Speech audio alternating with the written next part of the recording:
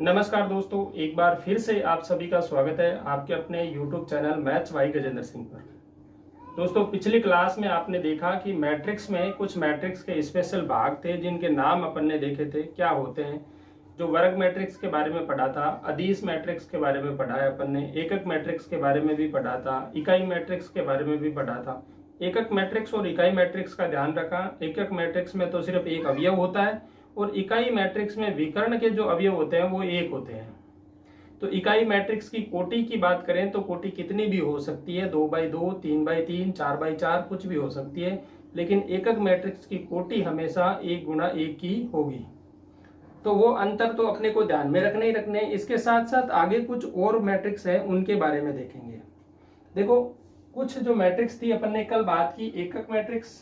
तो एकक मैट्रिक्स का मैंने बताया इसमें अवयव एक ही अवयव होता है, कोटि इसकी एक ही 1 गुणा 1 की होती है, ये होती है एकक मैट्रिक्स।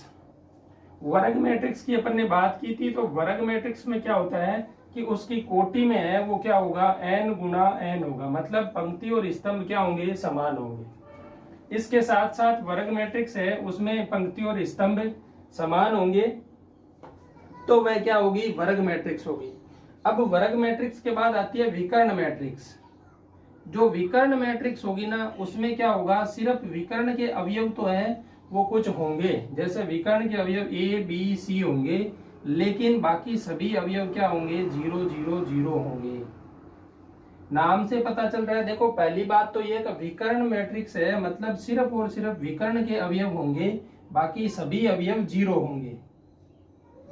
विकर्ण मैट्रिक्स का ध्यान रखना, हमेशा विकर्ण मैट्रिक्स है वो वर्ग मैट्रिक्स होगी। विकर्ण मैट्रिक्स हमेशा वर्ग मैट्रिक्स होगी, क्योंकि विकर्ण मैट्रिक्स अगर वर्ग मैट्रिक्स नहीं है तो मुख्य विकर्ण जो है वह विकर्ण आप प्राप्त ही नहीं कर सकते। जैसे मैं ये कहूं कि अगर ये 4/3 की होती, जैसे ये 0 0 D यहाँ पे, अब बताओ मुझे मुख्य विकर्ण कौन सा होगा। आप इसे मुख्य विकर्ण लोगे या इसे मुख्य विकर्ण लोगे। तो जो विकर्ण मैट्रिक्स होगी उसकी मैट्रिक्स हमेशा कौन सी होगी, वह वर्ग मैट्रिक्स तो होगी। इसके बाद आती है विकर्ण मैट्रिक्स के बाद आती है एक अदिश मैट्रिक्स। अदिश मैट्रिक्स में क्या होता है, होती तो यही विकर्ण मैट्रिक्स है, लेकिन यहाँ पर जो विकर्ण के अवयव है वो क्या हो जाते हैं, सेम हो जाते हैं, बाकी सभी अवयव क्या है, 0। तो देखो ये क्या होगी, इसे आप वर्ग मैट्रिक्स कह सकते हो, इसे आप विकर्ण मैट्रिक्स कह सकते हो, लेकिन इसका स्पेशली नाम अदिश मैट्रिक्स दिया है तो इसे आप अदिश मैट्रिक्स ही कहोगे। अगर ऑप्शन में अदिश मैट्रिक्स और विकर्ण मैट्रिक्स दोनों नाम दिए हैं और ये वाला सवाल अगर पूछा जाता है तो आपको बेझिझक अदिश मैट्रिक्स ही टिक करना है, क्योंकि अगर आप यहाँ पर ये दिया जाता है ऑप्शन में अदिश मैट्रिक्स भी दे रखा है और विकर्ण मैट्रिक्स भी दे रखा है, आप विकर्ण मैट्रिक्स टिक करते हो तो ये सवाल गलत हो जाएगा। तो विकर्ण मैट्रिक्स हो गई, अदिश मैट्रिक्स हो गई। इससे जस्ट आगे चलेंगे तो एक मैट्रिक्स अपन ने पढ़ा था, इकाई मैट्रिक्स।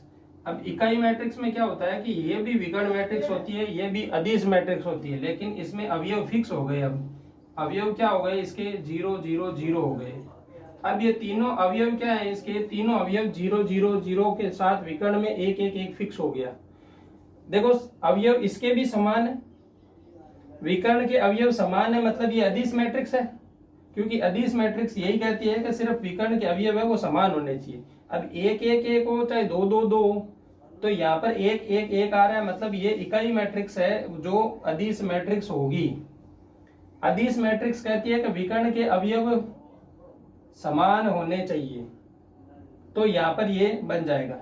अब अदिश मैट्रिक्स है वो क्या है, विकर्ण मैट्रिक्स है। क्यों है, क्योंकि विकर्ण के अवयव के अलावा बाकी सभी अवयव 0 है, तो ये विकर्ण मैट्रिक्स हो गई। विकर्ण मैट्रिक्स है वो वर्ग मैट्रिक्स है, क्योंकि इसमें जो है कोटि की है वो संख्या समान है पंक्ति और स्तंभ की, पंक्ति और स्तंभ की संख्या समान है, मतलब वो क्या है, वर्ग मैट्रिक्स। तो यहाँ से देखो ऑप्शन बहुत अच्छा बन सकता है, इसके बारे में पूछा जाता है तो ये वर्ग मैट्रिक्स भी है, विकर्ण मैट्रिक्स भी है, अदिश मैट्रिक्स भी है और इकाई मैट्रिक्स भी है। अगर चारों ऑप्शन होते हैं तो इकाई मैट्रिक्स सही आंसर होगा। लेकिन अगर इन चारों में से ऑप्शन नहीं होता है, यही पूछा जाता है कि ये मैट्रिक्स है, यहाँ पर वर्ग मैट्रिक्स का पूछ सकता है, वो एकक मैट्रिक्स का पूछ सकता है, कोई और सममित विषम सममित कुछ वैसी मैट्रिक्स का पूछ रहा है, तो यहाँ पे आप इसे वर्ग मैट्रिक्स क्या करोगे, लगाओगे टिक। तो ये ध्यान देना, जो स्पेशल नाम दिए हैं उनकी थोड़ी सी जो व्याख्या है उसके हिसाब से या परिभाषा के हिसाब से अपने को देखते हुए चलना है, और थोड़ा सा ध्यान देना है। ये होगी वर्ग मैट्रिक्स, फिक्स है, ये वर्ग मैट्रिक्स है, लेकिन ऑप्शन में अगर इकाई मैट्रिक्स है तो अपने को इकाई मैट्रिक्स को टिक करना है, वर्ग मैट्रिक्स को टिक नहीं करना है। अब देखो इसके बाद जो है आगे अपन आज नया जो कोई एक दो मैट्रिक्स बची है वो देखते हैं, स्पेशल नाम से हैं जो, और उसी के साथ साथ क्या करेंगे, इस चैप्टर के कुछ सवाल हैं वो भी करेंगे।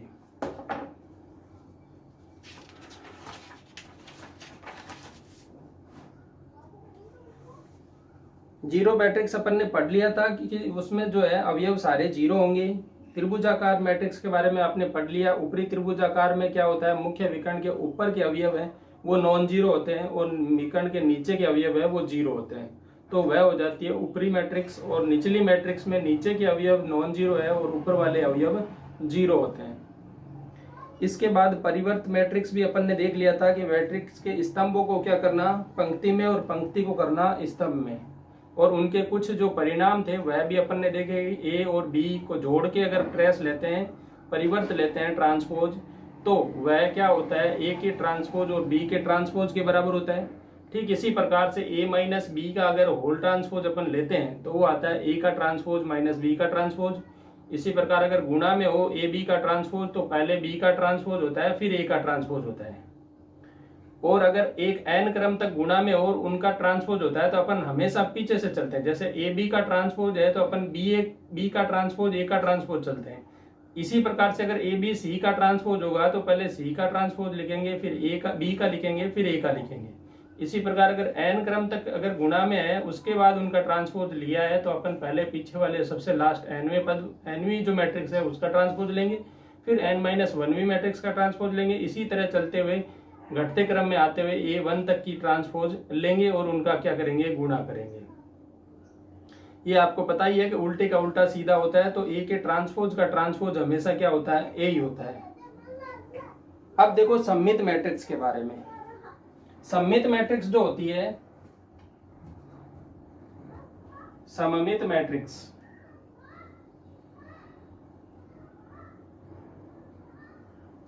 इस मैट्रिक्स में क्या होता है, हमेशा अपन पंक्ति को जब स्तंभ में बदलते हैं, पंक्ति को स्तंभ में बदलते हैं तो वापस अगर वही मैट्रिक्स प्राप्त हो जाती है तो वह सममित मैट्रिक्स होगी। पंक्ति को स्तंभ में बदलना मतलब ट्रांसपोज, तो यहां पर होगा कि ए का ट्रांसपोज अगर ए आ जाए तो वह क्या होगी, सममित मैट्रिक्स होगी। अगर ए का ट्रांसपोज ए आता है तो यह मैट्रिक्स क्या होती है, सममित मैट्रिक्स होती है। यहाँ पर देखो एक मैट्रिक्स ले लेते हैं अपन, 1 -3 -3 और 1, ये एक मैट्रिक्स है। इस मैट्रिक्स को मैं अगर इस ए का ट्रांसपोज अपन लेते हैं, ए का ट्रांसपोज मैं लिख रहा हूं, देखो पहले लिया मैंने इस पंक्ति को, इसको नहीं, पहले एक नंबर पंक्ति है R1, इसको अपन लेते हैं। R1 को जब लेंगे तो देखो पहला अवयव 1, दूसरा अवयव -3। इस पंक्ति को मैं स्तंभ बना रहा हूं, 1 और -3। अब जो ये दूसरी पंक्ति है इसको दूसरा अवयव, दूसरा स्तंभ बनाएंगे, तो ये -3 और 1 है, तो यहां लिख देता हूं मैं -3 और 1। अब देखो इस और इस मैट्रिक्स में कुछ फर्क है क्या, ए और ए का ट्रांसपोज देखो सेम आ रहा है, 1 -3 1 -3, -3 1 का 1, तो ये देखो समान आ रही है दोनों मैट्रिक्स, मतलब ये मैट्रिक्स क्या है, सममित मैट्रिक्स है। ये मैट्रिक्स है वो सममित मैट्रिक्स है। ठीक इसी प्रकार से अगर एक 3 कोटि की मैट्रिक्स अगर मानते हैं अपन तो वह देख लो, -3 1 7, फिर आता है 2 5 6, ये 2 5 और 6।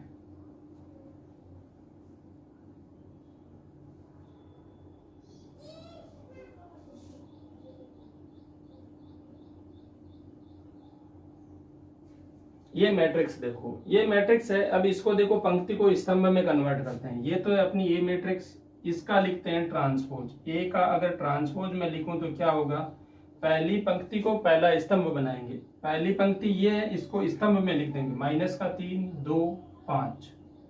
दूसरी पंक्ति को दूसरे स्तंभ में लिखेंगे तो 2 1 6। तीसरी पंक्ति को तीसरे स्तंभ में लिखेंगे 5 6 और 7। अब देखो कोई सा भी अवयव उठा के देखो, -3 का -3 आ रहा है, 2 का 2 आ रहा है, 5 का 5 आ रहा है, लेकिन मैंने तो पहली पंक्ति को पहले स्तंभ में कन्वर्ट कर दिया था, फिर भी यहाँ पर क्या आ रहा है, सेम आ रहा है। तो यह भी क्या है, एक सममित मैट्रिक्स है। तो सममित मैट्रिक्स वह होगी जिसमें अपन पंक्ति को स्तंभ में चेंज करते हैं। मतलब अगर उसका ट्रांसपोज लेते हैं, मैट्रिक्स का ट्रांसपोज लेने के बाद अगर वही मैट्रिक्स वापस प्राप्त होती है तो वह मैट्रिक्स क्या होगी, सममित मैट्रिक्स होगी। ठीक इसी का उल्टा होता है विषम सममित मैट्रिक्स में। विषम सममित मैट्रिक्स में क्या होगा, अगर इसका ट्रांसपोज लेते हैं, अगर ए का ट्रांसपोज लेते हैं, ये सममित मैट्रिक्स है, और अगर विषम सममित मैट्रिक्स होगी, विषम सममित मैट्रिक्स होगी तो उसमें ए के ट्रांसपोज है वो -a के बराबर होगा। जो ए का ट्रांसपोज होगा वो -a के बराबर होगा। पहली बात तो ये, यहां से अपन देखेंगे, देखो अगर कोई मैट्रिक्स है और उस मैट्रिक्स के विकर्ण को अपन मैट्रिक्स के अवयव को पंक्ति को स्तंभ में अगर चेंज करते हैं तो वो हमेशा क्या होता है, अगर उसका -a के साथ आता है तो वह क्या होगी, विषम सममित मैट्रिक्स होगी। जैसे एक मैट्रिक्स ले लेते हैं अपन, देखो ये 0 -3 3 और 0। इस मैट्रिक्स में जो ए मैट्रिक्स है, इस मैट्रिक्स का अगर आप ट्रांसपोज लेते हो तो ट्रांसपोज देखो क्या होगा, ए का ट्रांसपोज में लेता हूं तो देखो यहां से पहली पंक्ति को पहला स्तंभ बनाएंगे। पहली पंक्ति क्या है, 0 और -3, तो ये लिख दिया 0 और -3। दूसरी पंक्ति है जो 3 और 0, तो 3 और 0 को दूसरे स्तंभ में लिख दिया। अब देखो इसमें और इसमें क्या फर्क आ रहा है, देखो 0 की जगह 0 है, -3 की जगह +3 है, यहाँ +3 है, उसकी जगह -3 है, और 0 की जगह 0 है। मतलब मैं इसको अगर पूरे को माइनस से गुणा कर दूं या a को माइनस से गुणा कर दे, देखो -a क्या आएगा, यहाँ से अगर -a की बात करूं तो वो आएगा 0, यहाँ माइनस माइनस प्लस हो जाएगा, ये 3 प्लस का है माइनस का हो जाएगा, 0 का 0 हो जाएगा। ये देखो ये -a और a का ट्रांसपोज सेम है, मतलब a का ट्रांसपोज है वो किसके बराबर है, -a के बराबर है। अगर a का ट्रांसपोज -a के बराबर है मतलब मैट्रिक्स कौन सी हो गई, विषम सममित मैट्रिक्स हो गई, विषम सममित मैट्रिक्स हो गई। तो हमें ये ध्यान रखना है कि मैट्रिक्स जो है वो सममित मैट्रिक्स जब होगी जब उसका ट्रांसपोज लेते हैं तो वही मैट्रिक्स मिल जाए, और विषम सममित होगी अगर उसका ट्रांसपोज लेते हैं तो उसका क्या हो, माइनस चिन्ह के साथ वह मैट्रिक्स प्राप्त हो, या हम कह सकते हैं उसे माइनस से गुणा करेंगे तो क्या होगा, वह विषम सममित मैट्रिक्स प्राप्त हो जाएगी। एक बात ध्यान रखेंगे, विषम सममित मैट्रिक्स होगी, इसमें देखो मैंने एक उदाहरण लिया है, दूसरा उदाहरण में एक और लेता हूं। दूसरा उदाहरण ये कहता है कि 0 2 -3, अगला जो है -2 0 5, फिर है -3 3 -5 और 0। ये एक कोई बी मैट्रिक्स है। इस बी मैट्रिक्स की तरफ देखो और अब इसका ट्रांसपोज लो। बी का अगर मैं ट्रांसपोज लेता हूं तो क्या मिलेगा मेरे को, देखो पहली पंक्ति को पहला स्तंभ बनाओ, 0 2 -3। दूसरी पंक्ति है ये, दूसरी पंक्ति को क्या करेंगे अपन, दूसरी पंक्ति को अपन करेंगे दूसरे स्तंभ में, तो ये होगी -2 0 और 5। फिर तीसरी पंक्ति को तीसरा स्तंभ बनाएंगे तो ये होगा 3 -5 और 0। अब देखो यहाँ पर एक चीज नोट करोगे आप कि ये देखो यहाँ पर 2 आ रहा है, ये -2 हो गया, -3 है +3 हो गया, -2 है +2 हो गया, 0 का 0 रह रहा है, 5 माइनस का था प्लस का है माइनस का हो गया। यहाँ पर देखो 3 प्लस का, ये -3, ये -5 ये +5, ये 0 का 0, मतलब चेंज हो गया। बी का ट्रांसपोज किया तो वो अपने को -b मिल रहा है, बी का जो ट्रांसपोज है वो -b के बराबर आ रहा है, मतलब मैट्रिक्स कौन सी, विषम सममित मैट्रिक्स। अब इसमें एक चीज ध्यान रखने वाली बात है, वो स्टार मार्क कर लेना कि विषम सममित मैट्रिक्स में विकर्ण के अवयव हमेशा क्या होंगे, विकर्ण के अवयव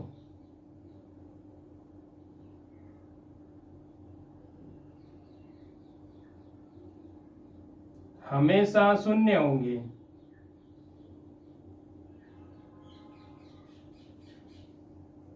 ये चीज हमेशा ध्यान रखना। अगर कोई मैट्रिक्स विकर्ण विषम सममित मैट्रिक्स है तो पहले उसका विकर्ण चेक करेंगे। विकर्ण के अवयव अगर 0 है तो आगे ट्राई करेंगे क्या ये है विषम सममित या नहीं है। अगर 0 0 नहीं है मुख्य विकर्ण के अवयव तो आगे ट्राई ही नहीं करना है। क्यों नहीं करना है? क्योंकि देखो पंक्ति को स्तंभ में बदलेंगे तो ये चिन्ह एज इट इज आएंगे।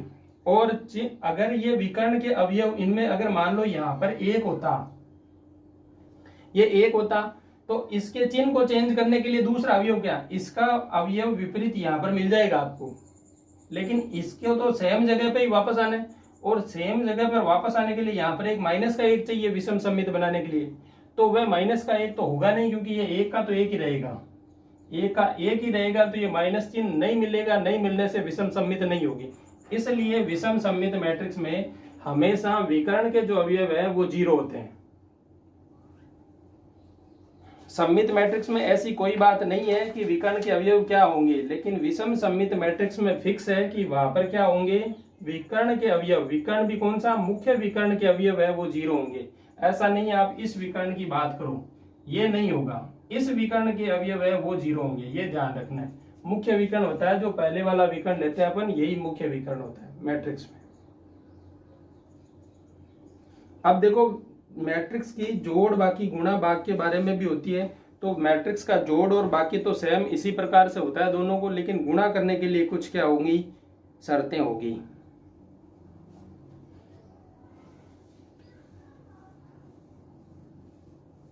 गुणा करने के लिए तो अपन समीकरण में भी देखते हैं समान समान से जुड़ता है और समान समान को घटा भी सकते हो। ठीक इसी प्रकार से आप मैट्रिक्स को जोड़ते हो तो उसकी कोटि समान होनी चाहिए, कोटि समान होनी चाहिए और समान जगह का अवयव, समान जगह का अवयव होगा वही दूसरे अवयव से जुड़ेगा। जैसे अभी देखेंगे अपन एग्जाम्पल देखेंगे, उससे समझ में आ जाएगा कि किस टाइप से जो है मैट्रिक्स को जोड़ना है।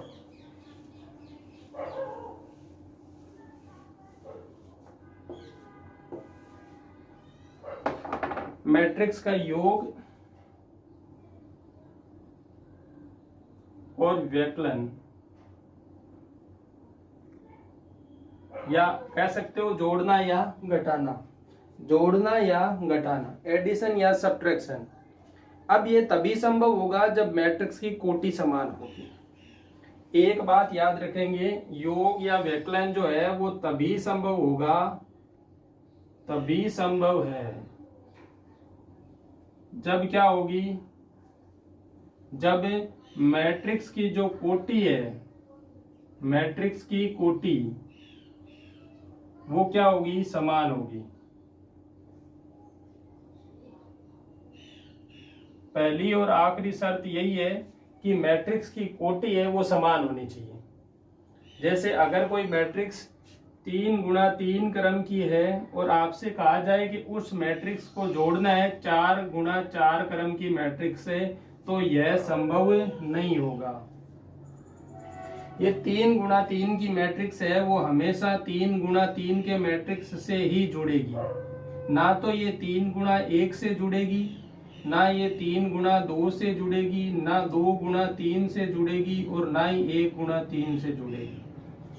जो इसका क्रम है यह उसी क्रम की मैट्रिक्स के साथ जुड़ सकती है या घट सकती है। पहली और आखिरी शर्त एक ही है कि इसको चाहिए कोटि समान। तो कोटि अगर समान होगी तो आप उसे जोड़ सकते हो या घटा सकते हो। जैसे अपन एक मैट्रिक्स का ये जोड़ने का सवाल लेते हैं। एक मैट्रिक्स है ए और इस मैट्रिक्स की कोटि आप बताओगे मुझे पहले। तो ये है 4 3 2 7 8 6। कोटि क्या है इसकी, 3 गुणा 2 या 2 गुणा 3, बताओ क्या है कोटि। देखो पहले देखते हैं कि यहाँ पर देखो ये 1 2 3 और ये 1 2 3 गुणा 2 होगी, ऐसा नहीं होगा। देखो पहले गिनेंगे पंक्तियों की संख्या। पंक्तियों की संख्या क्या है, 1 2, मतलब 2 पंक्तियां हैं, पहले लिख दो 2। फिर स्तंभ देखेंगे 1 2 3, स्तंभ कितने हैं 3, तो इसकी कोटि क्या हो गई, कोटि हो गई 2 गुणा 3। अब अगर इसकी कोटि 2 गुणा 3 है, इसकी कोटि 2 गुणा 3 है, तो अब आप जो मैट्रिक्स होगी उसकी कोटि भी 2 गुणा 3 होगी, तभी अपन जोड़ सकते हैं, वरना नहीं जोड़ सकते हैं। बी कोटि जो बी मैट्रिक्स है उसको देखेंगे। बी मैट्रिक्स कह रही है कि 4 2 6 3 1 5। अब देखो यह भी 2 गुणा 3 क्रम की मैट्रिक्स है। पहली बात ये कोटि समान मिल रही है अपने को। अब देखेंगे ए प्लस बी कैसे निकालेंगे। जो ए प्लस बी मैट्रिक्स होगी उसको कैसे निकालेंगे। ए प्लस बी के लिए क्या होगा, ये पहला अवयव पहले अवयव से जुड़ेगा, 4 और 4 कितने हो गए 8। दूसरा अवयव दूसरे, पहली पंक्ति का दूसरा अवयव, इसी प्रकार यहाँ पर भी पहली पंक्ति का दूसरा अवयव, 3 जुड़ेगा 2 से, हो गए कितने 5। यहाँ पर देखेंगे 2 जुड़ेगा 6 से, तो ये कितने हो गए 8। दूसरी पंक्ति की बात करेंगे, ये हो गए 7, जुड़ेंगे 3 से, हो गए 10। ये 8 जुड़ेगा 1 से, तो कितना हो गया 9। 6 जुड़ेंगे 5 से, तो हो गए 11। अब देखो इसी प्रकार से सिर्फ जोड़ते हुए लिखना है, ऐसा नहीं है कि यहाँ 11 का 1 लिख देंगे, हासिल अगली पंक्ति में या अगले स्तंभ में देंगे, वैसा सिस्टम यहाँ पर नहीं है। जैसे यहाँ 10 था तो ये नहीं कि 0 यहाँ लिख दो और 1 आगे भेज देंगे इस 9 के पास, वैसा यहाँ पर कुछ नहीं है। यहाँ तो सिर्फ और सिर्फ जो समान जगह पर है उनको जोड़ देना है और वहां पर लिख देना है, बस उसी सेम जगह पे वापस लिखना है। इसी प्रकार से अगर मैं a माइनस बी की बात करूं तो a माइनस बी क्या होगा, देखो 4 में से 4 को घटाएंगे तो क्या मिलेगा 0। 4 में से 4 को घटाएंगे तो मिलेगा 0। 3 में से 2 को घटाएंगे तो मिलेगा 1। 2 में से 6 को घटाएंगे तो मिलेंगे माइनस के 4। फिर देखो 7 में से 3 को घटाओगे तो मिलेंगे 4। यहाँ 8 में से आप 1 घटाओगे तो मिलेंगे 7। 6 में से 5 घटाओगे तो मिलेगा 1। तो ये a माइनस बी हो गया, ये a प्लस बी हो गया। ये तभी संभव है, पहली बात, जब मैट्रिक्स की कोटि समान हो। कोटि समान होगी तो अपन समान जगह के अवयव को आपस में जोड़ देंगे, और समान जगह के अवयव अगर आपस में जुड़ते हैं तो जुड़ने के बाद क्या होगी, जो अपने को जोड़ने वाली मैट्रिक्स मिल जाएगी, और घटाओगे तो आपको घटाने के बाद मैट्रिक्स मिल जाएगी। तो इसी प्रकार से हो सकता है। कुछ ऐसे भी पूछा जा सकता है कि a प्लस 3b, अगर a प्लस 3b पूछा जाता है मतलब a तो एज इट इज वही रहेगी, और b के जो अवयव आएंगे वो 3 गुना होते हुए आएंगे। जैसे अगर मैं इसकी बात करूं a प्लस 3b की, तो यहाँ से तो 4 आएगा, लेकिन ये जो b का 4 है ये 3 गुना होते हुए आएगा। ये 4 3 12 और 4 कितने हो गए 16, तो ये अवयव आएगा 16। अगले अवयव की बात करेंगे, इसको करेंगे 3 से गुणा, 6, 6 में से 3 जोड़ेंगे 9। इसमें देखते हैं 3 से गुणा करेंगे 18, 18 और 2 कितने हो गए 20। फिर 3 से गुणा करेंगे 9, 9 और 7 हो गए 16। यहाँ पर आएंगे फिर से 1 का गुणा 3 से 3, 3 और 8 हो गए 11। यहाँ देखेंगे 5 का गुणा 3 से 15, 15 और 6 हो गए 21। तो ये क्या मिल रहा है, a प्लस 3b का मान मिल रहा है, जो ये आ गई a प्लस 3b। ये a plus B, a minus B. ठीक इसी प्रकार से और भी कुछ पूछा जा सकता है माइनस में प्लस में, तो वह चीजें क्या होगी आप आसानी से निकाल सकते हो, और इतना इजी सवाल पूछे जाने की संभावना भी बहुत कम रहती है।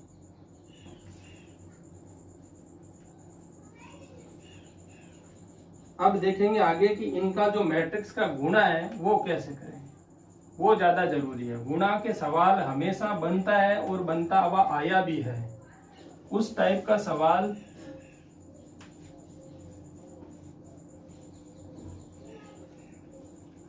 बनने की संभावना रहती है और बनता भी है। 2-3 मैट्रिक्स दे देते हैं और उससे बनने में पूरे गुणा तो आपसे नहीं पूछेंगे, लेकिन एक स्पेशल जगह का अगर मान पूछा जाता है तो वह क्या होगा,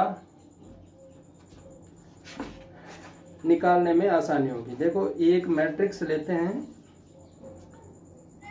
पहली बात तो यह है कि गुणनफल कभी संभव कब होगा, गुणनफल कब संभव होगा। मैट्रिक्स के गुणनफल के लिए अगर a गुणा b तभी संभव है जब ए में स्तंभ, जब ए में तो स्तंभ बराबर होंगे बी में पंक्तियों के। जैसे अगर ए कोई मैट्रिक्स है और उसमें जो ये है m गुणा n की है, तो बी में अगर n गुणा k क्रम की कोई मैट्रिक्स होगी तभी ये क्या होगा, स्तंभ होगा। इसमें देखो ये तो हो गई स्तंभ और इसमें ये हो गई पंक्ति। तो a के स्तंभ b की पंक्ति बराबर है तभी ये क्या होगा, a b का गुणा संभव होगा। तभी आप गुणा कर सकते हो, वरना नहीं कर सकते। अगर एक कोई सी मैट्रिक्स है और उसका क्रम अगर k गुणा l है तो यहाँ पर ए बी सी भी आप निकाल सकते हो। यहाँ पर ए बी सी भी आप निकाल सकते हो और ये तभी संभव होगा जब क्या होगी, इनकी कोटि में पहले वाले मैट्रिक्स की पंक्ति की संख्या दूसरे वाले मैट्रिक्स के स्तंभों की संख्या के बराबर होती है तो होगा। पहले के स्तंभ अपन चेक करेंगे और दूसरे के अपन क्या करेंगे, पंक्ति चेक करेंगे। पहले का स्तंभ और दूसरे की पंक्ति चेक करेंगे तभी ये क्या होगा, देखेंगे। पहली कोटि का स्तंभ, इसमें पहली मैट्रिक्स का और दूसरी मैट्रिक्स का क्या करेंगे, पंक्ति। अगर ये समान है तभी क्या होगा, इनका गुणनफल संभव होगा। तो देखो आगे एक दो मैट्रिक्स में देखते हैं। देखो बताएंगे, एक ये कि 3 गुणा 2, बी है अपने पास 2 गुणा 3 और सी है अपने पास 3 गुणा 4। अब बताओ ये इनका ए बी सी अगर मैं निकालना चाहूं, ए बी सी का गुणनफल तो क्या संभव है। देखो पहले देखेंगे इसकी स्तंभ और इसके पंक्ति बराबर है, मतलब ये तो होगा। आगे जाएंगे तो इसके स्तंभ और इसकी पंक्ति भी बराबर है, मतलब ये भी होगा। तो ए बी सी का गुणनफल क्या होगा, संभव है। अब क्या होगा वह बाद में अपन देखेंगे, लेकिन पहले ये चेक करना है क्या ये गुणनफल संभव है। अगर मैं लेता हूं दूसरी ए मैट्रिक्स, उसका क्रम है 3 गुणा 5, बी मैट्रिक्स लेता हूं मैं और उसका क्रम भी है 3 गुणा 5, तो मुझे बताओ ए गुणा बी संभव है क्या। ए गुणा बी यहाँ पर देखेंगे, देखो ये 3 गुणा 5 और 3 गुणा 5 कोटि समान है तो गुणनफल हो जाएगा। ऐसी नहीं होगी, कोटि समान है तो गुणनफल हमेशा नहीं होगा, ये जरूरी नहीं है। हो भी सकता है नहीं भी होगा, लेकिन कोटि समान होने से जोड़ और बाकी होती है। गुणा के लिए अपने को पंक्ति और स्तंभ की संख्या चेक करनी है। पहले में स्तंभ कितने हैं, 5। अब देखेंगे कि दूसरे में पंक्तियां 5 होनी चाहिए, तो यहाँ पर देखेंगे दूसरे में पंक्तियां तो 3 ही है, तो ये संभव नहीं है। फिर से समझ दें एक बार के लिए। देखो ए अगर कोई मैट्रिक्स दे रखी है, ये है 3 गुणा 4 की। बी मैट्रिक्स है वो दे रखी है 3 गुणा 4 की। अब देखो जल्दीबाजी में होता क्या है, गलती ये होती है कि कोटि देखते हैं क्या कोटि बराबर है, बराबर है, और अपन कर देते हैं टिक के ये सही है, हो जाएगा ए बी का गुणा। लेकिन नहीं देखना है, गुणा के लिए आपको ए में देखना है स्तंभ और बी में देखनी है पंक्ति। अगर इस टाइप से दे रखा है, अगर ए बी पूछा है तब तो अपन ए के स्तंभ चेक करेंगे, बी की पंक्ति चेक करेंगे। अगर बी ए पूछा है तो अपन बी के स्तंभ चेक करेंगे और ए की पंक्ति चेक करेंगे। जो पहले लिखा है उसके स्तंभ, जो बाद में लिखा है उसकी पंक्ति। यहाँ पर बी पहले है मतलब बी के स्तंभ चेक करेंगे, ए बाद में है मतलब ए की पंक्तियां देखेंगे। तो यहाँ पर देखेंगे, देखो इसके स्तंभ इसकी पंक्तियां बराबर नहीं है, मतलब ये भी नहीं होगा। क्या बी ए संभव है, बी में 4 स्तंभ है और ए में 3 पंक्तियां हैं, तो ये भी संभव नहीं है। अगर मैं कहूं कि एक मैट्रिक्स ये है ए जिसमें है 2 गुणा 3 क्रम की, और बी मैट्रिक्स है एक जो है 3 गुणा 4 क्रम की। यहाँ पर बताओ मुझे ए बी संभव है क्या और बी ए संभव है क्या, कौन सा संभव है, ए बी है या बी ए, जल्दी से बताओ भाई कौन सा संभव है। देखो ए बी के लिए अपन चेक करेंगे, पहले ए में स्तंभ कितने हैं, 3, तो बी में अब जाएंगे पंक्तियों की संख्या क्या 3 है, बी में पंक्तियों की संख्या 3 है, ये तो हो जाएगा। अब बी ए में देखेंगे तो बी में पहले देखेंगे स्तंभ, बी में स्तंभ है 4। अब देखेंगे ए में पंक्तियां 4 है क्या, ए में पंक्तियां 2 है, तो बी ए संभव नहीं होगा। तो गुणनफल के लिए पहले ये चीजें देखनी होगी कि उनमें जो है कोटि, जो पंक्तियों की संख्या पहले में स्तंभ की संख्या दूसरे में पंक्ति की संख्या के बराबर है, तभी उनका गुणनफल क्या होगा, संभव होगा।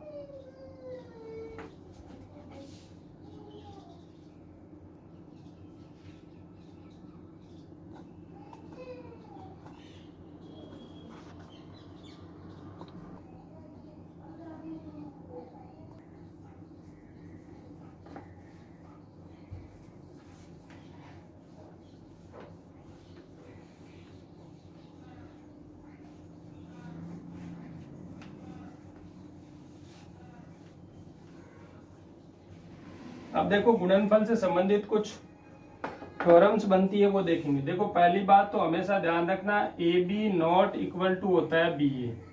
मतलब ये कि क्रम विनिमय नियम है, जो क्रम विनिमय नियम गुणनफल में लागू नहीं होता है। मैट्रिक्स का क्रम विनिमय नियम गुणनफल में लागू नहीं होता है। अगर आपसे कहा जाए कि a प्लस बी का होल स्क्वायर क्या होगा, तो मैट्रिक्स के लिए आप ध्यान रखेंगे ये होगा a square plus A B plus B A plus B square. ऐसा क्यों? क्योंकि देखो ए बी और बी ए बराबर नहीं है, इसलिए आप 2ab नहीं लिख सकते या 2ba भी नहीं लिख सकते। ठीक इसी प्रकार से अगर a माइनस बी का होल स्क्वायर है तो वह क्या होगा, a square plus A B minus B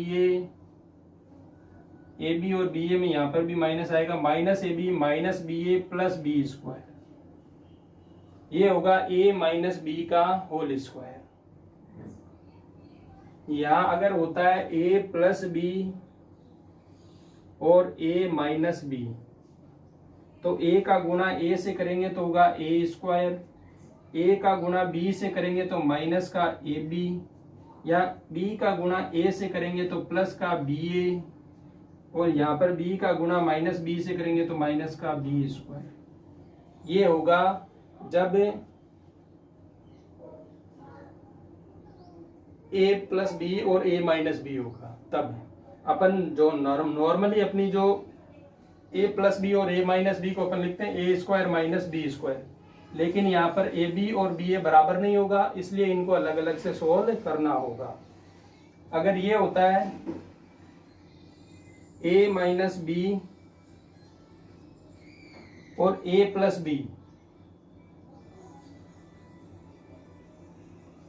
तो यहां पर देखो a का a से a स्क्वायर, ये a का b से प्लस का ए बी, यहां से आएगा माइनस का बी ए, और ये हो जाएगा माइनस का बी स्क्वायर। देखो इनमें भी फर्क है, अगर ये पहले है ये बाद में है तो देखो यहाँ पर क्या आ रहा है, ए स्क्वायर आ रहा है, माइनस का ए बी आ रहा है, यहाँ पर माइनस का ए बी आ रहा है, प्लस का बी ए आ रहा है। लेकिन यहाँ पर अगर चलते हैं अपन तो ये देखो यहाँ से आ रहा है a का गुणा a से करेंगे a स्क्वायर, a का गुणा b से करेंगे तो ए बी, यहाँ माइनस का ए बी आ रहा है, यहाँ प्लस का ए बी आ रहा है, यहाँ प्लस का बी है, ये माइनस का बी है। तो इन दोनों में भी फर्क है, प्लस वाला पहले है तो ये फॉर्म लगेगी, माइनस वाला पहले है तो ये फॉर्म लगेगी। ध्यान रखना, इनको स्थान चेंज नहीं होंगे, इसलिए ये चीजें क्या है, अलग अलग आ रही है।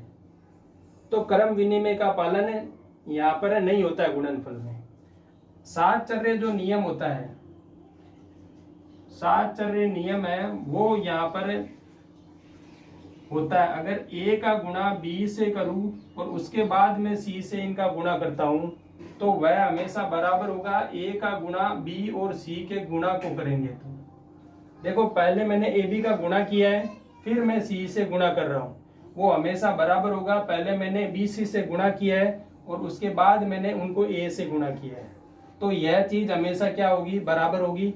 मैंने क्रम चेंज नहीं किया, देखो ए बी सी का क्रम ही रखा है, यहाँ पर भी ए बी सी का क्रम ही रखा है, लेकिन पहले गुणा मैंने आगे वाले दो से किया है और यहाँ पर मैंने पीछे वाले दो को पहले गुणा किया है। तो सातचर्य नियम के लिए ये पालन करता है, लेकिन क्रम विनिमय नियम का पालन गुणनफल में नहीं होता है।